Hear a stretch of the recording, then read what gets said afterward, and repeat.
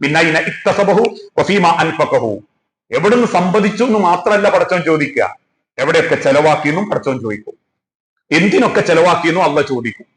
ചിലർ പറയാറില്ല, എന്റെ മുതൽ എന്റെ പൈസ എനിക്ക് തോന്നിയ മാതിരി ചെലവാക്കും. നിങ്ങൾ ആരാ ചോദിക്കാൻ? നമ്മളാരുമല്ല, അള്ളാഹ് ചോദിക്കും. എവിടെയൊക്കെ ചെലവാക്കിയെന്നു, എന്തിനൊക്കെ ചെലവാക്കിയെന്നു. അതിങ്ങി എത്ര കഷ്ടപ്പെട്ട് എന്റെ MBA ബിരുദം കൊണ്ട് എന്റെ ടെൻഷൻ അടിച്ച് ഇനി ലോകമൊട്ടുക്കും യാത്ര ചെയ്ത് ത്യാഗം ചെയ്ത് ഉണ്ടാക്കിയെടുത്ത മുതലാണെങ്കിലും ശരി, റോഡിന്റെ വക്കിലിരുന്ന് പാട്ട പൊറുക്കി വിറ്റോന്റെ പൈസയാണെങ്കിലും ശരി, അത് പടച്ചോൻ തന്നതാ. അത് രണ്ടും പടച്ചോൻ ചോദിക്കുകയും ചെയ്യും. ആ തിരിച്ചറിവ്, വിശപ്പ്, കാഠിന്യം, മുതലിന്റെ വില, ഇതൊക്കെ നമ്മൾ അറിഞ്ഞ മാസാ റമദാൻ. മൂന്നാമത്തത് വൽ ഖാളിമീനൽ ഗൈള, കോപം നിയന്ത്രിക്കാൻ പഠിച്ച മാസമാണ് റമദാൻ. അനുവദിക്കപ്പെട്ടത് മുൻപിലൂടെ പോകുമ്പോ മനസ്സിനെ നമ്മൾ പിടിച്ചു നിർത്തിയിട്ടുണ്ട്. നാവിന്റെ അറ്റങ്ങളിലേക്ക് ദേഷ്യത്തിന്റെ തീവ്രത വരുമ്പോ അറിയാതെ നമ്മൾ പിടിച്ചു നിർത്തിയിട്ടുണ്ട്. എന്തുകൊണ്ടാ? ഞാനൊരു നോമ്പുകാരനായതുകൊണ്ടാ. അതിനർത്ഥം നമുക്ക് കോപം നിയന്ത്രിക്കാൻ കഴിവുണ്ട്. ഒരിക്കലും കോപം എന്തല്ല, ഒരു ജെനറ്റിക് പ്രോബ്ലം അല്ല, അതൊരു സൂക്കേടുമല്ല. കോപം ഒരു മനുഷ്യന് ഹൃദയത്തിൽ കൊടുത്ത് അതൊരു ദുസ്വഭാവം തന്നെ വെച്ചുകൊണ്ട് പടച്ചോൻ സൃഷ്ടിക്കൂല. അള്ളാഹ് പറഞ്ഞതല്ലേ, ലഖദ് ഖലഖനൽ ഇൻസാന ഫീ അഹ്സനി തഖ്വീം. ഓരോ മനുഷ്യനെ അള്ളാഹ് സൃഷ്ടിച്ചത് ഏറ്റവും നല്ല സ്വഭാവം കൊടുത്തിട്ടാ. ആ സ്വഭാവത്തിൽ എന്തെങ്കിലും പോരായ്മ ഉണ്ടെങ്കിൽ അതവൻ പൈശാചികത, പിശാചിനെ സ്നേഹിക്കുന്നതുകൊണ്ടാ. ഇത് ഞാൻ പറയാനുള്ള കാരണം എന്താ അറിയോ? ചിലർ പെട്ടെന്ന് ചൂടാവും, വേഗം ദേഷ്യം പിടിക്കും. എന്നിട്ട് ഓല് പറയും ഓലെ വല്യാപ്പക്ക പാരമ്പര്യമായിരുന്നു. ദേഷ്യം പാരമ്പര്യമൊന്നുമല്ല. വേറെ ചിലർ പറയും പെട്ടെന്ന് ചൂടാവും, എന്താ ഇവർക്ക് മറ്റേ സൂക്കേടുണ്ട്. ആ സൂക്കേട് ഏതാ ഞാൻ പറയുന്നില്ല. ഒരിക്കലും ദേഷ്യം ഒരു സൂക്കേടിനോടോ പാരമ്പര്യത്തോടോ ചേർത്ത് നിർത്തണ്ട.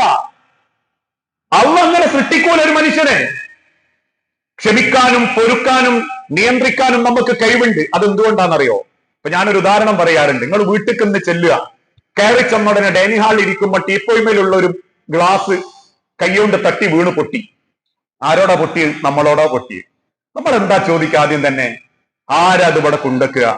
മനുഷ്യന്മാർ ഇരിക്കുന്നിടത്തിൽ ആ ഗ്ലാസ് ഒക്കെ കൊണ്ടുവെക്കല് പെണ്ണുങ്ങളോടാ അറിയാം, അല്ലെ മക്കളോട്. മനുഷ്യന്മാർ ഇരിക്കുന്നിടത്തിൽ ആ ഗ്ലാസ് ഒക്കെ കൊണ്ടുവെക്കല് അതൊക്കെ ഒന്ന് സൂക്ഷിക്കണ്ടെങ്കിൽ എന്താ കുറ്റം നമ്മളോടാ. അതുകൊണ്ട് വളരെ ലഘുവായി, മാർദ്ദവത്തില്, വളരെ നൈസായിട്ടാ പറയാ. അതൊരു തെറ്റുമല്ല, എന്നാ ആര് കുറ്റമായി കാണരുത്. ശരി, ഈ പൊട്ടിയത് നമ്മൾ അവിടെ ഇരിക്കുമ്പോ പെണ്ണുങ്ങളെ കയ്യോണ്ടാ, അല്ലെ മോന്റെ കയ്യോണ്ടാ. മോളൊട്ടനെ എന്താ ചോദിക്കുക? എന്താ എന്റെ മുഖത്ത് കണ്ണില്ലേ? എന്നിട്ട് മുളച്ചിലൊത്ത കണ്ണ് പഠിച്ചോ നന്ദിയില്ലേ? എന്തിനാ അതൊക്കെ നോക്കണ്ടേ? അപ്പൊ മനുഷ്യന്റെ ഹൃദയത്തിൽ അവന് ദേഷ്യം നിയന്ത്രിക്കാനും കഴിവുണ്ട്, ദേഷ്യപ്പെടാനും കഴിവുണ്ട്. അത് നിയന്ത്രിക്കുന്നവനാണ് അള്ളാഹ്ക്ക് ഇഷ്ടപ്പെട്ടവൻ. അത് പഠിച്ച മാസ റമദാൻ. പിന്നെ റമദാനിൽ പഠിക്കാത്തവരുണ്ടോ? വെറുതെ പട്ടിണി ഇറക്കണ്ട, പോയി എന്താ തിന്നു ചോദിച്ചത്? അത് അള്ളാന്റെ കൗല്.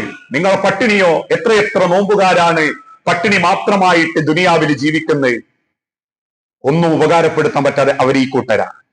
നമ്മൾ നിയന്ത്രിക്കാൻ പഠിച്ചിട്ടുണ്ടെങ്കിൽ ഇനി അങ്ങോട്ട് ജീവിതത്തിന്റെ എല്ലാ ഘട്ടത്തിലും ആ നിയന്ത്രണം ഉണ്ടാവണം. ദേഷ്യം, കോപം. അലി ബിൻ അബീ ത്വാലിബ് റളിയല്ലാഹു അൻഹു യർമൂക്ക് യുദ്ധത്തിൽ ശത്രുക്കളായിട്ട് യുദ്ധം നടത്തിക്കൊണ്ടിരിക്കുക. സഹാബാക്കളെ ഒളിഞ്ഞിരുന്ന് ആക്രമിച്ച ഒരു ശത്രു കൺമുമ്പിൽ. അങ്ങനെ അലി ബിൻ അബീ ത്വാലിബിന്റെ നേരെ വാള് വീശി. അലി ബിൻ അബീ ത്വാലിബ് വാള് തിരിച്ചു വീശി. ആ വീശലിൽ ശത്രുവിന്റെ വാളങ്ങ് തെറിച്ചു. അദ്ദേഹം മലർന്നടിച്ച് നിലത്തേക്ക് വീഴും. സഹാബാക്കൾ എല്ലാവരും പറയും, അലി കുത്തുൽ, ശത്രുവാണ് അലി, കൊല്ലണം അവനെ. അലി റളിയല്ലാഹു അൻഹു വാളിങ്ങനെ ആഞ്ഞു വീശും കഴുത്തിന്റെ നേരെ. പെട്ടെന്ന് ആ കിടക്കുന്ന ശത്രു ഒറ്റ തുപ്പും അലി ബിൻ അബീ ത്വാലിബിന്റെ മുഖത്തേക്ക്. ആ തുപ്പല് മുഖത്ത് താടിയിൽ പറ്റിയ അലി ബിൻ അബീ ത്വാലിബ് ആ വാളിങ്ങനെ പിടിച്ച് കുറച്ചു നേരം നിന്ന് വാളൊറയിലിട്ട് തിരിഞ്ഞങ്ങ് നടക്കും. സഹാബത്ത് പറയും, അലി കുത്തുൽ, കൊല്ലവനെ. അലി ബിൻ അബീ ത്വാലിബ് പറയും, എനിക്ക് പറ്റൂല. സഹാബാക്കൾ റസൂലിന്റെ അരികിൽ ചെന്ന് പരാതി പറഞ്ഞു, നബിയെ അലി ഇങ്ങനെ ചെയ്തിട്ടുണ്ട്. റസൂൽ അലി ബിൻ അബീ ത്വാലിബിനെ വിളിച്ച് ചോദിച്ചു, എന്താ അലി, എന്തെങ്കിലും ആ ഇസ്ലാമിന്റെ ശത്രുവിനെ വകവരുത്താത്ത? അലി ബിൻ അബീ ത്വാലിബ് പറയുന്നുണ്ട്, റസൂലെ, അവൻ മലർന്നടിച്ച് വീഴുന്നത് വരെ അവൻ ഇസ്ലാമിന്റെ ശത്രുവായിരുന്നു. പക്ഷെ ഞാൻ വാള് വീശിയപ്പോ അവൻ എന്റെ മുഖത്തേക്ക് തുപ്പി നബിയെ. ആ തുപ്പൽ എന്റെ മുഖത്ത് ബാധിച്ചപ്പോ എന്റെ കൈക്കൊരു ബലം കൂടിയതുപോലെ തോന്നി. എന്റെ മനസ്സ് വെറുപ്പോടെ ആ മനുഷ്യനെ കൊല്ലാൻ മനസ്സാഗ്രഹിച്ചു പോയി. അതുവരെ ഇസ്ലാമിന്റെ ശത്രുവായിരുന്നു അവൻ, എന്റെ ശത്രുവാണോ എന്ന് എനിക്ക് തോന്നിപ്പോയി നബിയെ. അങ്ങനെ ഞാൻ കൊന്നാൽ എനിക്ക് അള്ളാന്റെ അടുത്ത് സമാധാനം പറയേണ്ടി വരൂലേ റസൂലെ? അതുകൊണ്ടാണ് ഞാൻ കൊല്ലാതെ പോകുന്നത്. നിങ്ങൾ ആലോചിച്ച് നോക്കൂ. ദേഷ്യം നിയന്ത്രിക്കപ്പെടേണ്ടതാ, കോപം നിയന്ത്രിക്കപ്പെടേണ്ടതാ. ചില ഭാര്യമാരൊക്കെ പറയൂലേ, നല്ല പിയ്യാപ്പിളയാ, എന്തും വാങ്ങിത്തരും, പറഞ്ഞിടത്തിലൊക്കെ കൊണ്ടുപോയി ചെയ്യും, പിന്നെ എന്താ കുഴപ്പം? ചൂടായ പ്രാന്തനാ. അതിന്റെ അർത്ഥം ഏറ്റവും മോശക്കാരെന്ന, അല്ലാണ്ട് ഏറ്റവും മുന്തിയൊന്നല്ല. വൽ കാളിമീന ലൈല, കോപം നിയന്ത്രിക്കാൻ പഠിച്ചവരാണ്. വൽ ആഫീന അനിന്നാസ്, ബന്ധങ്ങൾ വിട്ടുവീഴ്ചയോടെ ചേർത്ത് പിടിച്ചവരാ. അല്ലേ? ഇഫ്താറും നോമ്പും ഒരുമിച്ചിരുന്ന് ആഘോഷിച്ച് ആഹ്ലാദിച്ച് ബന്ധങ്ങളെ കൂട്ടിയിണക്കിയവരാ നമ്മളിൽ പലരും. ഓരോ ഉമ്മാന്റെ വീട്ടിലേക്കും മാസത്ത് പോകാത്ത പോലും നോമ്പുറക്ക് പോയിട്ട് എന്തിന് സ്റ്റാറ്റസ് ഇടാൻ? അത് വേറെ കാര്യം കേട്ടോ. ഉമ്മാന്റെ വീട്ടിലെ നോമ്പുറ അതൊരു സ്റ്റാറ്റസാ. ചിലപ്പോ 2 മാസമായി ഉണ്ടാവും ഉമ്മാന്റെ അടുത്തേക്ക് ഒന്ന് പോയിട്ട് പേരക്കുട്ടികളെയും കൂട്ടി. പേരക്കുട്ടികളൊക്കെ വളരെ സജീവ, അൽഹംദുലില്ലാ. എന്തിന്? ഉമ്മാന്റെ പുരയിൽ നോമ്പുറക്കാൻ പോയാൻ. എന്തിനാപ്പ? അതൊക്കെ ഇങ്ങനെ മ്യൂസിക് ഒക്കെ വെച്ചിട്ട് ഒരു സ്റ്റാറ്റസ് ഇടണം, ഇൻസ്റ്റഗ്രാമിൽ റീലാക്കണം. ആ സ്നേഹം ഇപ്പോഴേ ഉള്ളൂ ചിലർക്ക്. ഇപ്പൊ അങ്ങനെയാണല്ലോ ഇൻസ്റ്റഗ്രാം വാട്സപ്പ് സ്നേഹങ്ങളാ. 15 കൊല്ലം പെണ്ണുങ്ങളൊപ്പരം ജീവിച്ചാൽ 15 കൊല്ലം തികയുന്ന അന്ന് രാവിലെ ഓളപ്പരം ഒരു ഫോട്ടോ എടുത്തിട്ട് ഫേസ്ബുക്കിലിട്ട് പറയും സ്നേഹത്തിന്റെ, കാരുണ്യത്തിന്റെ, ഈ അടുപ്പത്തിന്റെ, ബന്ധത്തിന്റെ പ്രണയാദ്രമായ 15 വർഷങ്ങൾ. ആകെ ചിലപ്പോ ഓനുകളൊന്ന് ചേർന്നെന്ന് അന്ന് രാവിലെ ആയിരിക്കും.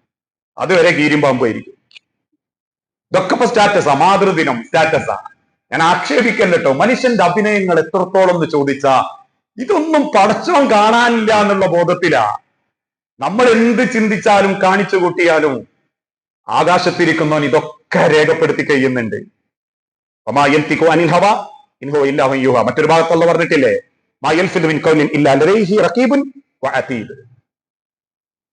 അത് നിങ്ങൾ ആര് കണ്ടിട്ടില്ലെങ്കിലും, നിങ്ങളെ റീൽസ് കണ്ടിട്ടില്ലെങ്കിലും കാണേണ്ടത് കണ്ടിട്ടുണ്ട്. അത് എന്തുദ്ദേശത്തിലാണെന്നും എന്താ ആത്മാർത്ഥതയിലാണെന്നും ഞാൻ ആ വിഷയത്തിലേക്ക് പോകുന്നില്ല. ആ ബന്ധങ്ങളെ കൂട്ടിച്ചേർക്കുന്നിടത്ത്, ഇണക്കുന്നിടത്ത്, ആ ബന്ധങ്ങളെ മനസ്സറിഞ്ഞ് പൊരുത്തപ്പെടുന്നിടത്ത്, അല്ലെ? ഇസ്ലാമിൽ എന്തിനും പ്രാശ്ചിത്തണ്ട്, എന്തിനും പ്രാശ്ചിത്തണ്ട് ഇസ്ലാമില്. ഒരാൾക്ക് നോമ്പ് കടണ്ട്, പ്രാശ്ചിത്തണ്ട്, ഫിദിയ കൊടുത്താൽ മതി, നോമ്പ് അള്ള സ്വീകരിക്കും. ഒരാൾ നേർച്ച ചെയ്തു, പക്ഷെ അയാൾക്ക് നേർച്ച പൂർത്തിയാക്കാൻ പറ്റുന്നില്ല, സാമ്പത്തികമായി തകർന്നുപോയി, അല്ലെ പൈസ ഇല്ലാണ്ടായി പോയി, രോഗിയായി കടന്നുപോയി. ശരി, ആ നേർച്ച എങ്ങനെയാ അള്ള സ്വീകരിക്കുക? ഒന്നുകിൽ 10 സാധുക്കൾക്ക് ഭക്ഷണം കൊടുക്കുക, അല്ലെ 10 സാധുക്കൾക്ക് വസ്ത്രം കൊടുക്കുക, അല്ലെങ്കിൽ ഒരു അടിമനെ മോചിപ്പിക്കുക, അല്ലെങ്കിൽ 3 ദിവസം നോമ്പ് വെക്കുക. എന്നാ പിന്നെ നേർച്ച ചെയ്ത് വീട്ടിയിട്ടില്ലെങ്കിലും പടച്ചോൻ അത് കബൂലാക്കും. ഇനി ഒരാൾക്ക് കടണ്ട്, എങ്ങനെയാ അത് പടച്ചോന്റെ അടുത്തെത്തുമ്പോ അത് പ്രശ്നമാവാണ്ടിരിക്കുക? മരിച്ച ആള് സമ്പത്ത് വിറ്റിട്ടോ അല്ലെങ്കിൽ മക്കൾ കൂടിയിട്ടോ ആ കടം വീട്ടിയാൽ അയാൾക്ക് ഖബറിലേക്ക് സമാധാനം കിട്ടും. എന്നാൽ ഒരാൾ കുടുംബബന്ധം മുറിച്ച് മരിച്ചുപോയി, പിണങ്ങി ജീവിച്ചു, അവസാനം മരിച്ചുപോയി, പൊരുത്തൊന്നും വാങ്ങാതെ. ചെറിയ പ്രശ്നമാണ്, പക്ഷെ അങ്ങോട്ടും ഇങ്ങോട്ടും പോക്കും വരവൊന്നുമില്ല, ലോഗ്യല്ല, കണ്ടാ സലാം പറിച്ചിലില്ല, മനസ്സിൽ ആ അലോഗ്യവും വെറുപ്പും പകയൊക്കെ വെച്ച് ഒന്ന് കൈ പിടിച്ച് സലാമൊന്നും പറയാൻ ശ്രമിക്കാതെ മരിച്ചുപോയി. സഹാബത്ത് ചോദിച്ചു, നബിയെ എന്റെ വാപ്പക്ക് എന്താ ഖബറിൽ ഉണ്ടാവുക? റസൂൽ പറഞ്ഞു, ലാ യദ്ഖുലുൽ ജന്ന, സ്വർഗത്ത് കയറൂല, സ്വർഗത്ത് കയറൂല. സഹാബത്ത് ചോദിച്ചു, നബിയെ എന്ത് ചെയ്തു കൊടുക്കണം? എന്ത് ചെയ്തു കൊടുത്താൽ വാപ്പാക്ക് പൊരുത്തം കിട്ടും ഖബറിൽ? സഹാബത്ത് ഇങ്ങനെ റസൂലുള്ളാന്റെ മുഖത്തേക്ക് നോക്കി നിൽക്കുമ്പോൾ മദീന മിമ്പറിൽ വെച്ച് റസൂലുള്ള പറഞ്ഞു, ലാ യമീന, ഒരു പ്രാശ്ചിത്വവും ഇല്ല, ഫി ഖതീഅത്തു റഹ്മിൻ, കുടുംബബന്ധം മുറിച്ച് മരിച്ചോയാണ്, ഒരു പ്രാശ്ചിത്വവും ഇല്ല. ആ പ്രാശ്ചിത്തല്ല എന്നുള്ളത് കൊണ്ടാണ് അള്ളാന്റെ ഹബീബ് മരിക്കുന്നതിന്റെ 2 ദിവസം മുൻപ് വന്ന് മദീനത്തെ പള്ളിയിൽ നിന്ന് പൊരുത്തം വാങ്ങി. ഒരു കുറ്റവും ചെയ്യാത്ത, ഒരു മനുഷ്യനോട് മുഖം കറുക്കാത്ത റസൂല് പൊരുത്തം വാങ്ങിയിട്ടാ മരിക്കാൻ പോകുന്നത്, വഫാത്താകുന്നത്. ഇന്ന് ചിലരുടെ ധാരണ എന്താണെന്നറിയോ? ഒന്നാമത്തെ സ്വത്തിൽ കൊണ്ട് കൊണ്ടുവെക്കും, മൈക്കെടുത്ത് കൈമ കൊടുക്കും, മക്കളാണ് നെഞ്ചു പൊട്ടി കണ്ണ് നിറഞ്ഞിട്ട് ജവാബൊക്കെ നിങ്ങൾ പൊരുത്തപ്പെട്ട് കൊടുക്കണം എന്നറിയുന്നത്. ആ കരച്ചിൽ തന്നെ ബാക്കി ഉണ്ടാവും. പൊരുത്തം ജീവിച്ചിരിക്കുമ്പോൾ വാങ്ങേണ്ടതാ. മരിച്ചു കഴിഞ്ഞിട്ട് ഒരു പ്രാശ്ചിത്വവും പൊരുത്തല്ലാണ്ട് മരിച്ചോയനില്ല. എത്ര മനുഷ്യന്മാരാ പള്ളിക്കാട്ടിൽ പൊരുത്തല്ലാണ്ട് കിടക്കണത്? എത്ര മനുഷ്യന്മാരാ പള്ളിക്കാട്ടിൽ ഒരു സമാധാനം അല്ലാണ്ട് കിടന്നുറങ്ങുന്നതെന്നറിയോ? പടച്ചോന്റെ മണ്ണ് കിടക്കുമ്പോൾ ഒരു സമാധാനമൊക്കെ കിട്ടണമെങ്കിൽ ഒരാളെ മനസ്സും വേദനിപ്പിക്കാതെ തിരിച്ചു പോകാൻ പറ്റണം, ഒരാളെ കണ്ണും നിറയിപ്പിക്കാതെ ജീവിക്കാൻ പറ്റണം, ഒരാളെ ഹക്കും ഒരു ഉറുപ്പിയും കട്ടെടുക്കാതെ ജീവിക്കാൻ പറ്റണം. എന്നാൽ മനസ്സമാധാനത്തിൽ മണ്ണിന്റെ അടി കിടക്കാം. നമ്മുടെ ജീവിതത്തിൽ ഏറ്റവും വലിയ സമ്പാദ്യം അതാവണം. കുടുംബത്തെ ചേർത്ത് പിടിക്കുന്നതിൽ, സ്നേഹിക്കുന്നതിൽ, അവരെ കൊണ്ടടക്കുന്നതിൽ, അതാ നമ്മൾ ഏറ്റവും വലിയ സമ്പാദ്യം. ചിലർ പറയും ആള് നല്ല സംഘാടകനാ. എവിടെ? രാഷ്ട്രീയത്തില് ആള് ഭയങ്കര സംഘാടകൻ, എല്ലാരും ചേർത്ത് പിടിച്ച് കൊണ്ടിടക്കാൻ ബെസ്റ്റാ. എന്തില്? നാട്ടിലുള്ള ഏതെങ്കിലും ഒരു സാംസ്കാരിക ഗാനമേളന്റെ പരിപാടിയിൽ. ഒരു മനുഷ്യൻ ചേർത്ത് പിടിച്ചിട്ട് അവന്റെ സമ്പാദ്യം കാണിക്കേണ്ടത് അവന്റെ കുടുംബത്തിലാ. എല്ലാവരെയും ഒരുപോലെ സ്നേഹിച്ച് ചേർത്ത് പിടിക്കുന്നിടത്ത്. ഒരൊറ്റ ചരിത്രം കൂടി പറഞ്ഞ് ഞാൻ എന്റെ വാക്ക് അവസാനിപ്പിക്കും. അള്ളാഹുവിന്റെ പ്രവാചകന്റെ പ്രിയപ്പെട്ട മകള് ഫാത്തിമ ബീവി, നിങ്ങൾ കേട്ട ചരിത്രമായിരിക്കും. ഫാത്തിമ റളിയല്ലാഹു തആല കല്യാണം കഴിച്ചത് അലി റളിയല്ലാഹു അൻഹു. അലി ഇബ്നു അബീ ത്വാലിബിന്റെ മടിയിൽ ഒരിക്കൽ ഫാത്തിമ ഇങ്ങനെ തലവെച്ച് കിടക്കുന്നുണ്ട്, മരിക്കുന്നതിന്റെ കുറച്ച് ദിവസം മുൻപാ. പെട്ടെന്ന് ഫാത്തിമ ബീവി ഇങ്ങനെ ചോദിക്കും, അലി, ഞാൻ മരിച്ച അങ്ങോട്ട് വേറെ കെട്ടു അലി? അലി റളിയല്ലാഹു അൻഹു കണ്ണ് നിറഞ്ഞ് സങ്കടത്തോടെ പറയും, എന്ത് ചോദ്യ ഫാത്തിമ, നീ ഇല്ലാത്തൊരു ലോകത്തെ പറ്റി ഞാൻ ചിന്തിച്ചിട്ടില്ല ഫാത്തിമ. വീണ്ടും ചോദിക്കും, പറ അലി, ഞാൻ ഇല്ലാണ്ടായ നിങ്ങൾ വേറെ കെട്ടുവോ? അലി ഇബ്നു അബീ ത്വാലിബ് ഇങ്ങനെ കരഞ്ഞോണ്ടിരിക്കുമ്പോ ഫാത്തിമ ബീബി പറയുന്നുണ്ട്, കെട്ടണം അലി, ഞാൻ ഇല്ലാണ്ടായാലും നിങ്ങൾ കെട്ടണം. നിങ്ങൾ ആരെയാ കെട്ടണ്ടെന്ന് അറിയാവോ അലി? എന്റെ മൂത്ത ഏട്ടത്തി സൈനബുണ്ട്, സൈനബയുടെ മകൾ യമാമനെ കെട്ടണം. അതായത് റസൂൽ സല്ലല്ലാഹു അലൈഹി വസല്ലമയുടെ ആദ്യത്തെ മോള് സൈനബ ബീവി, രണ്ടാമത്തെ മോള് റുക്കിയ, മൂന്നാമത്തെ ഉമ്മു കുൽസൂം, നാലാമത്തെ ഫാത്തിമ. ഇതിൽ ഫാത്തിമ ബീവി പറയാണ്, ഞാൻ മരിച്ചാല് ആദ്യത്തെ റസൂലിന്റെ മകൾ എന്റെ ഏട്ടത്തി സൈനബക്ക് ഒരു മോളുണ്ട് യമാമ, അവൾ അങ്ങോട്ട് കെട്ടണം. അലി ഇബ്നു അബീ ത്വാലിബ് അത്ഭുതത്തോടെ കരഞ്ഞോണ്ട് ചോദിക്കും, എന്തിന് ഫാത്തിമ? ഫാത്തിമ ബീവി പറയുന്നുണ്ട്, അലി, എനിക്ക് കിട്ടിയ ഭാഗ്യം യമാമക്കും കിട്ടട്ടെ. നിങ്ങളെപ്പോലെ ഒരാൾ എന്റെ കുടുംബത്തിൽ വേണം അലി. ഞാൻ മരിച്ചിട്ട് നിങ്ങൾ വേറെ കുടുംബത്തിൽ പോയി കെട്ടിയ ആ കുടുംബത്തിനായി പോകുമ്പോൾ അത് ഉണ്ടാവരുത് അലി. ഞാൻ ഇല്ലാണ്ടായാലും നിങ്ങളെന്ന സ്നേഹം, നിങ്ങളെന്ന വ്യക്തിത്വം എന്റെ കുടുംബത്തിൽ വേണം അലി. പിന്നെ ദിവസങ്ങൾ കഴിയുമ്പോഴേക്കും ഫാത്തിമ ബീവി മരിച്ചു പോകുന്നുണ്ട്. പിന്നീട് അലി റളിയല്ലാഹു അൻഹു കല്യാണം കഴിക്കുന്ന ഇതേ യമാമനെ തന്നെയാണ്. പക്ഷെ ഞാൻ ഈ ചരിത്രം പറയുന്നത് എന്തിനാണെന്നറിയോ? അന്ന് ഫാത്തിമ ബീവി പറഞ്ഞല്ലോ അലി ഇബ്നു അബീ ത്വാലിബിനോട്, അലി, നിങ്ങൾ എന്നൊരു വ്യക്തി എന്റെ കുടുംബത്തിൽ വേണം അലി. അത്രക്ക് നല്ല മനുഷ്യനാങ്ങള്. കുടുംബം ചേർക്കുന്നതിൽ, മക്കൾക്ക് വാപ്പയാകുന്നതിൽ, നല്ലൊരു ഭർത്താവാകുന്നതിൽ, നല്ലൊരു കുടുംബക്കാരനാകുന്നതിൽ നിങ്ങൾ എന്റെ കുടുംബത്തിന് വേണം അലി. ഇനി നമ്മൾ ഇന്ന് പൊരേ ചെന്ന് പെണ്ണുങ്ങൾ മടിയിൽ തലവെച്ച് കടന്ന് നമ്മളോട് ചോദിക്കുക, അല്ലേ ഞാൻ മരിച്ച നിങ്ങൾ വേറെ കെട്ടുവോ? ഇനി അഥവാ ഓൾ നമ്മളോട് പറയാണെന്ത്, നിങ്ങൾ അങ്ങനെ കെട്ടുകയാണെങ്കിലേ എന്റെ കുടുംബത്തിൽ നിന്ന് തന്നെ കെട്ടിക്കോളാൻ കിട്ടോ. മനസ്സിൽ എന്താ പറയാ, ഇനിയും എന്റെ കുടുംബത്തിൽ നിന്ന് തന്നെ കെട്ടാറ്, ഒന്ന് തന്നെ ഇടങ്ങാറായി.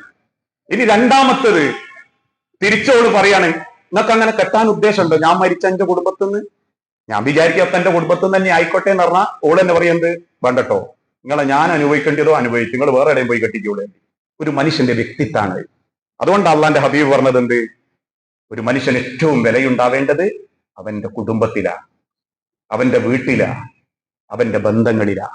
ഇന്ന് നാട്ടിൽ പെരും വിലയാ, പൊരയിൽ ഒരു 5 പൈസന്റെ വിലയുണ്ടാവില്ല. ചില കാരണന്മാരെ പറ്റിയൊക്കെ ആൾക്കാർ പറയാറില്ലേ, നല്ല മനുഷ്യനായിട്ടോ, അയാളുള്ള കാലത്ത് എന്ത് രസമായിരുന്നു ആ കുടുംബം, എല്ലാ വീട്ടിലും ഒന്ന് ഇടക്ക് പോവും, എല്ലാരെയും ഒന്ന് കണ്ട് സലാം പറയും, ഏത് കല്യാണപ്പുരെ പോയാലും കയ്യൊന്ന് പിടിച്ചിട്ട് ഒന്ന് സന്തോഷം പറയും. ഇന്നോ ആരൊക്കെയോ വരുന്നു, എന്തൊക്കെയോ പറയുന്നു, ആരും നോക്കണില്ല, ഓരോരുത്തരായിട്ട് അവനാന്റെ ലോകത്തേക്ക് ചുരുങ്ങുന്നു. പക്ഷെ എല്ലാവർക്കും നിസ്കാരം നോമ്പും ഒക്കെ ഉണ്ട്. വലാഫീന അനിന്നാസ്, പരസ്പരം ചേർന്ന് നിൽക്കുന്നതിന്റെ, കൂടി നിൽക്കുന്നതിന്റെ, ബന്ധങ്ങളുടെ മഹത്വം തിരിച്ചറിഞ്ഞിട്ടുണ്ടെങ്കിൽ അത് ഇനിയും മരണം വരെ നിലനിർത്താൻ സാധിക്കണം. ആ നിലക്ക് ഈ റമളാനിനെ എല്ലാ അർത്ഥത്തിലും ഉപകാരപ്പെടുത്തിയ യഥാർത്ഥ മുത്തഖീങ്ങളിൽ, മുഅ്മിനീങ്ങളിൽ അള്ളാഹു നമ്മളെ എല്ലാവരെയും ഉൾപ്പെടുത്തി അനുഗ്രഹിക്കുമാറാകട്ടെ.